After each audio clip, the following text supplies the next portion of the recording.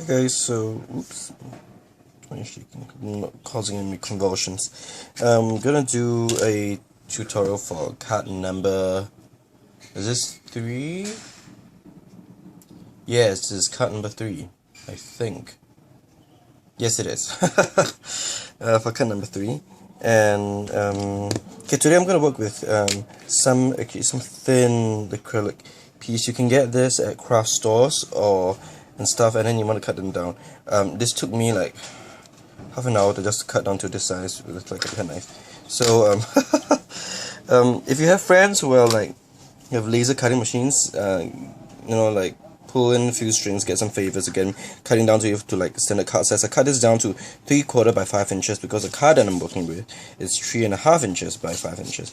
So the sides are a bit shorter.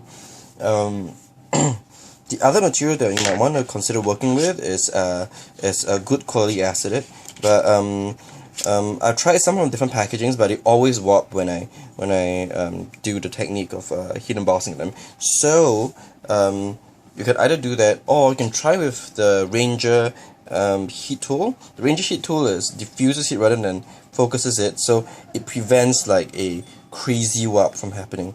I think there would be still some bending, but I think it overall will be a lot better as a technique rather than using like an embossing tool. But because all I have is an embossing tool, so okay. So first I'm going to go ahead and stamp this with Versamark with a stamp from Penny Black.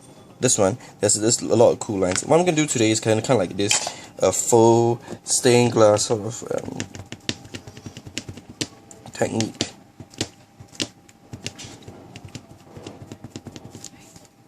Okay. Okay. Now the good thing about having grid mat is you can sort of know where the center is, sort of being the keyword. I know it's around here. I'm gonna try and center this before I step it down. Okay, I think that's about it. That's some good pressure, but be careful because it's a very what do you call that? Slippery material to work with. So you're gonna have cool pad. Okay, it's gonna experience some amount of sliding. I think it's off center, but I think I'm okay with it. Yeah, I probably was looking at the wrong line. Oh well. Let's see how we're gonna fix that later on. Gonna use some because I'm not gonna cut another piece of acetate for this. It took so long. I'm gonna have some Black Ranger distressing powder. I'm totally running out of it. I always restore my powders onto this larger container, so I feel that Ranger, they always like to, and even some other commercial brands, they always like to fill all the way to the top, and when you open it, it's really hard to work with. I can't have control of it, so I buy these like slightly larger, taller ones, so such that when the powder goes in, it goes around like here, and then it's easier for me to work with. But that's just me. Pattern. Okay, I'm just gonna try and flick off all the ones that are not supposed to be there. If you have like a embossing tool that what do you call that, those static free tools that help to reduce all the static, it'll be nice, but I don't have it, so I'm just gonna like try and brush off strategically and carefully the places that are not strategically. I just mean that I'm not gonna like be so anal that every single part I'm gonna remove.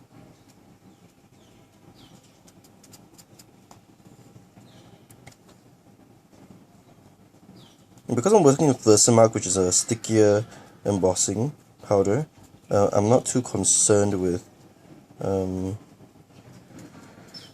I do the whole flicking thing.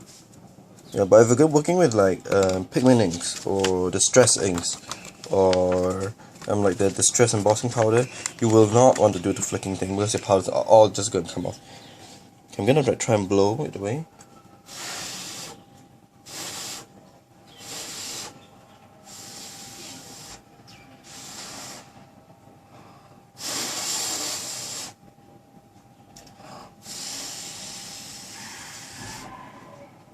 Let's see, you got a better image there. Okay, I'm not too anal about it, so I'm just gonna leave it where it is. The label's coming off. It's irritating.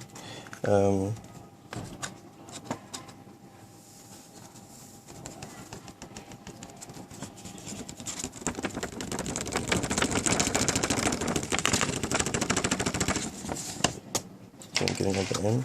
Okay.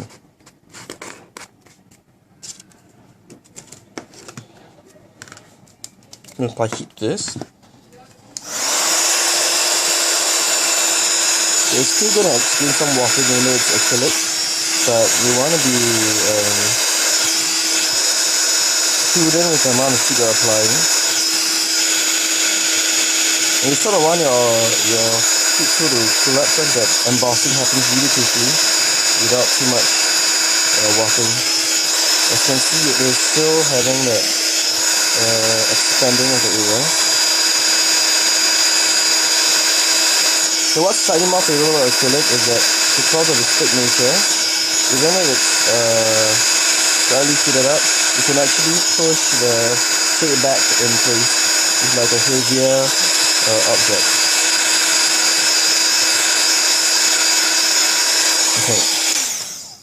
Okay, like where it is, I'm just gonna leave it. I'm not gonna like overdo it. Let it dry.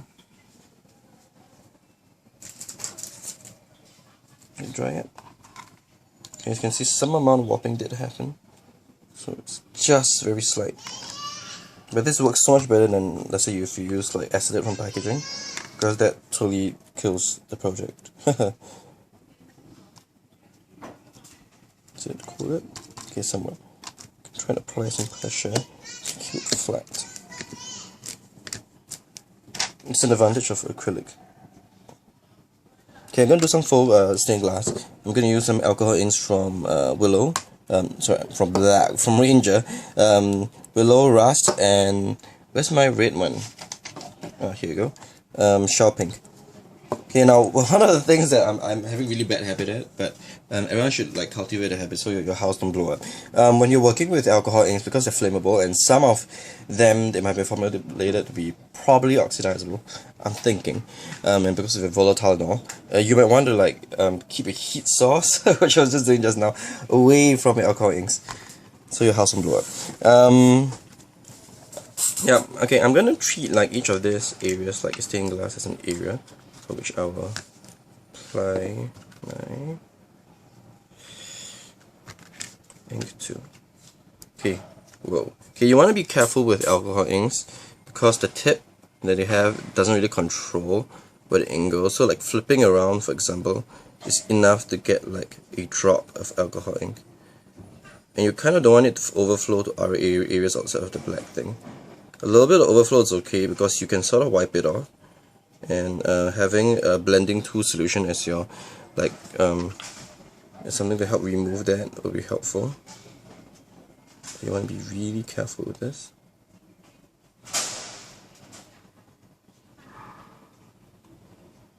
Here I'm not even squeezing, I'm just letting the pulmonary pressure, no, using really terrible word.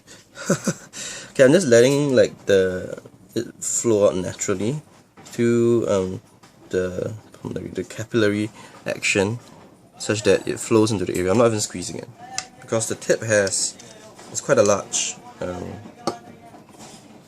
what do you call that? The tip has quite a large hole, so it's gonna allow the alcohol inks, which are very in my opinion fluid, flow through.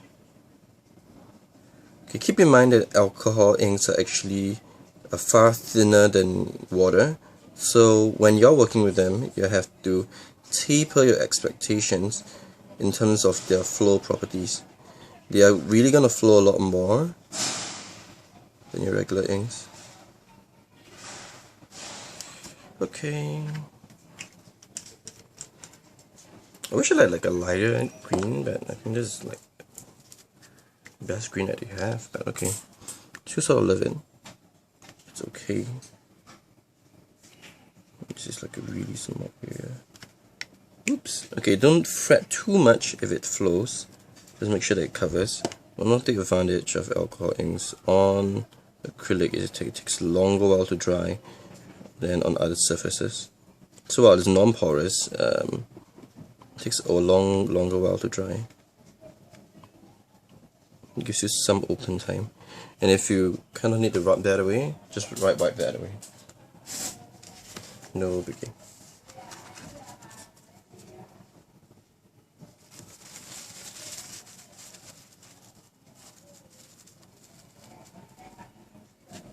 See?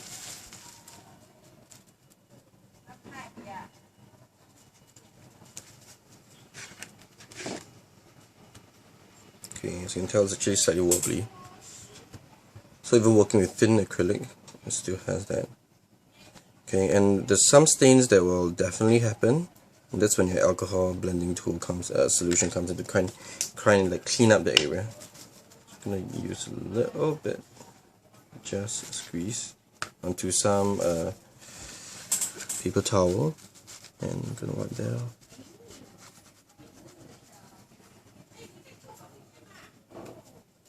See, and it's all wiped off. I'm gonna let it dry at the corner. Okay, I'm gonna wipe off that other side as well.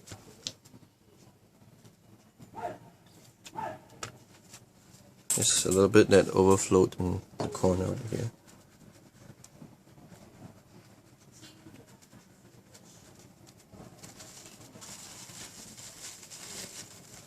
Interestingly enough, cleans off the embossing powder. Shouldn't be there as well. Cool, huh? So I'm just gonna let it. Okay, like you see here, it's still flowing, so it does take a while to dry. I suppose the possible is just absorb it and then it will dry a lot quicker. Gonna let it flow around a little bit. Okay, and let it dry on the corner. Okay, what I'm gonna do ahead of that, I'm just gonna take my card. Okay, I'm gonna like cut like about I'm thinking about 5 inches. I'm gonna like make some markings over here. 5 inches from the fold. Oops, and 5 inches. Half an inch. 5 inches is too long. It's gonna be a lot longer than the card. Half an inch from the fold and half an inch from the corner to cut off to create like a window for this.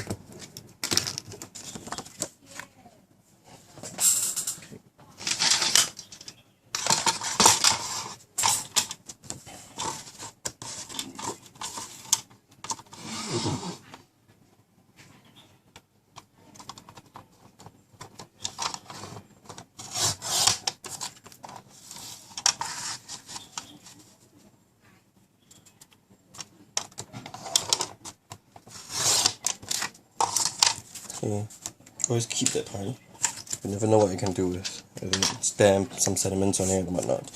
You could do a lot of stuff with it, so don't ever throw it away. Okay.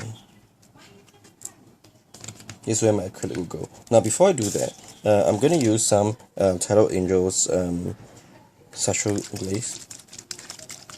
Check it out because all the glitters are all the way at the bottom. Okay, I'm going to take a little bit of it, I'm going to flick it around to create that cool effect.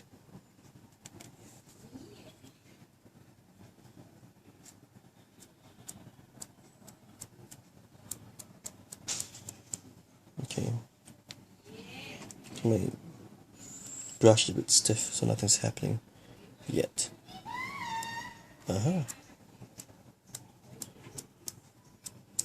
Be cooler if you have a fan brush, but I can't find mine.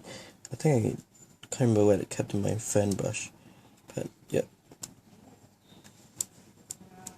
A fan brush would give you more expectable, more controllable results than if you use like a normal brush for this technique.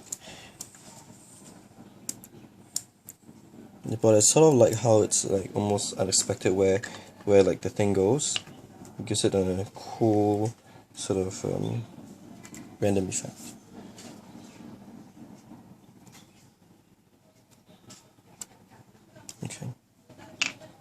Some more flicking. Okay, and one more to this side.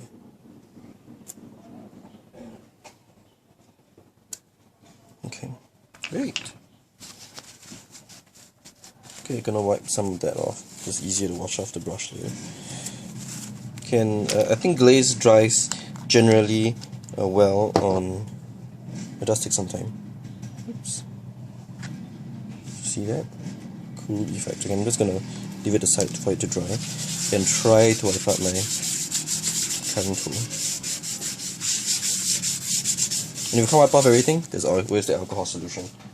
Or you can just buy your own isopropyl solutions from a drugstore, and then those will work well as cleaning solutions as well. Okay, I'm going to run it through a heat tool so just to dry it a little bit quicker.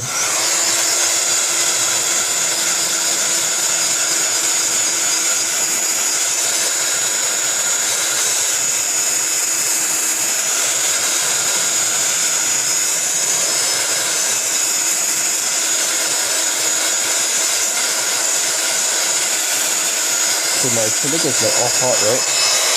I'm going to use like a huge object to try and press it down such that it will stay flat.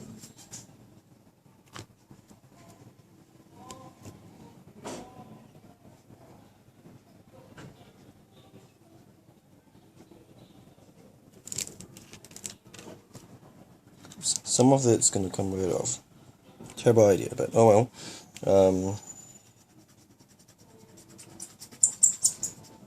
Okay, you can wipe that off with alcohol ink, but cool, the effect still stays. Still slightly wobbly, but the best I guess it's the best we can do. I'm gonna adhere it down. I'm trying to figure out how to balance this side out because I kind of stamped it a bit to the right. I'll figure that out later. And I'm gonna apply some glue.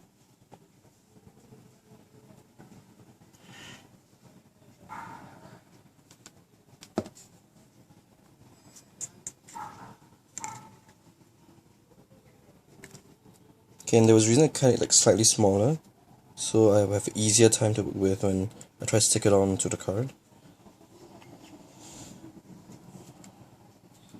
Okay, I'm gonna hold it there because it's gonna take a while, with non-porous surfaces especially. Okay.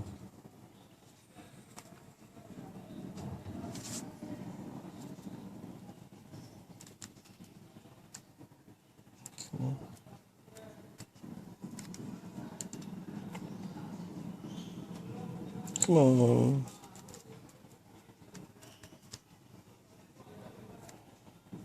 Okay, now if Glossier accent doesn't work, I'm gonna advance using some silicone based glue.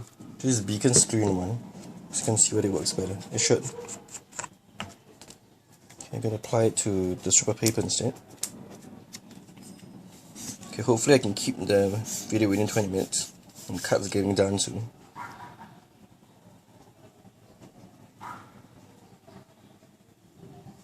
Okay, I want to flush this card front at least to where it should be. Gotta be careful.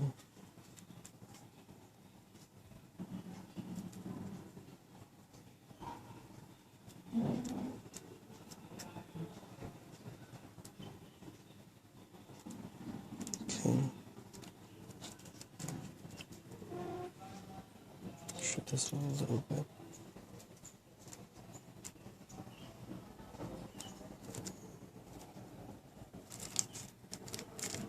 Yes, invest in a laser cutting tool, or which is like probably a few $1,000s, or let's get a friend who has it. I have a friend that works with that works at a company that does design, so it's helpful to know people like that because they know where to get laser cuts done really well, and they can like cut like a large amount of like acrylic to the specifications that you want. So that helps a lot. 0.5 and at 1 inch. Okay, this pattern paper that I'm using, that I'm going to use for the card, is actually from Fancy Pens as well, the one I've been using for the past 2 tutorials. Though I will be switching papers really soon. It's just that this particular pattern paper is really versatile. It has traditional as well as non-traditional colors, and patterns are really basic, like chevrons, or like some vintagey print and stuff, and that really creates versatility. Okay, I cut it slightly longer so I can just cut off where it should be. I'm going to apply dimensionals on this.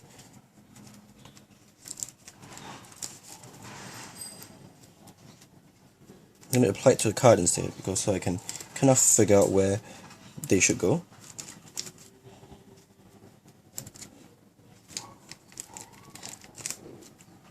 Okay, the other side is all coming all up.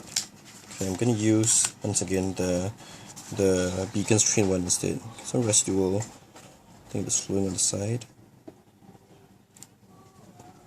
This silicone based ink glue, actually dries faster. The only drawback is that it creates this stringy mess, but if you're used to working with it after a while, you will get used to like fixing the issues that comes with the stringy mess. Like stringy mess.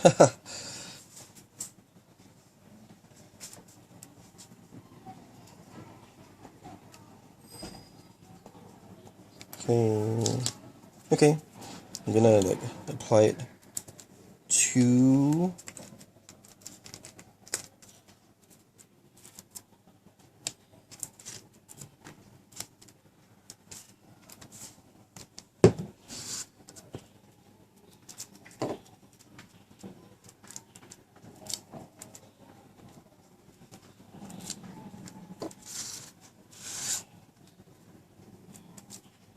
this card is going to be really cool, and it's even cooler if you actually write stuff inside of the card, because you can actually see it through the back, through the front, and you get this really cool effect. Okay, more cement on the other side. I'm gonna slip that off.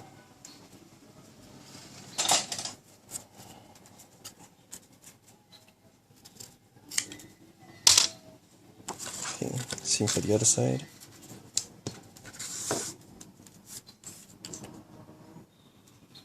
Your card takes a lot of effort, so I'm probably gonna like give it for those special someones rather than like those, like we all have that, which is like the less important people list.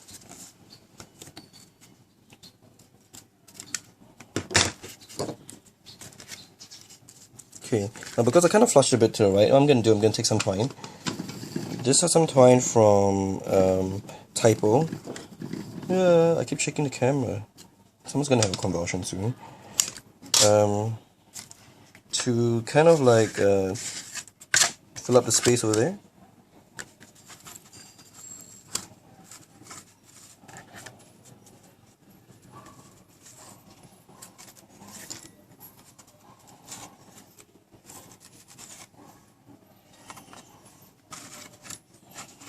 Do a date knot here.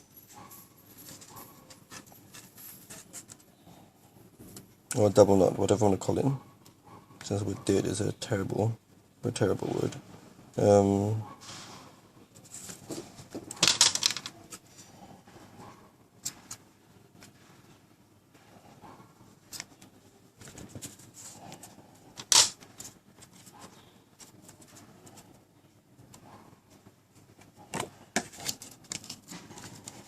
And there you have it, the card for today. This is card number 3. You get this really cool stained glass effect, and it's really cool. And you can imagine if I write stuff on the inside of the card, and if you want to, you can put like a white cardstock inside, and then it will show through, and it will look really cool. And it's sort of send it through the mail. Yep. So thank you guys for watching, and I'll catch you guys for card number 4.